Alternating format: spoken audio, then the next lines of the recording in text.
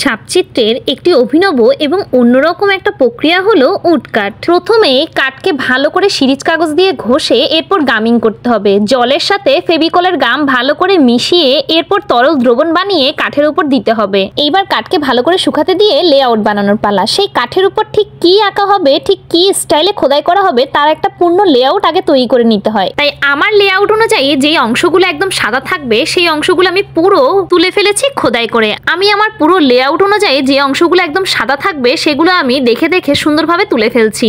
এইবার প্রথম colour impression অথবা সারফেস প্রিন্ট নেওয়ার পালা। টিনটিনের সাথে খুব ক্ষুদ্র পরিমাণ হলুদ রং মিক্স করে আমি একটা বেস কালার বানিয়ে নিয়েছি ব্যাকগ্রাউন্ডে দেওয়ার জন্য। প্লেটকে ভালোভাবে রোলার মেশিনে দিয়ে দুইবার রোল করতে হবে, একবার এপাশ আর একবার ওপাশ। লেআউট অনুযায়ী আমার ব্যাকগ্রাউন্ড বা সারফেসের কালার নেওয়া শেষ। রোলার মেশিন দিয়ে এদিক সেদিক করে দুইবার রোল করে নিতে হবে। আমার আজকের কাজটা কেমন হয়েছে অবশ্যই কমেন্টে জানাবেন। আর এটাই হচ্ছে আমার ফাইনাল কাজ। নেক্সট কোনো ভিডিওতে দেখা হবে। বাই।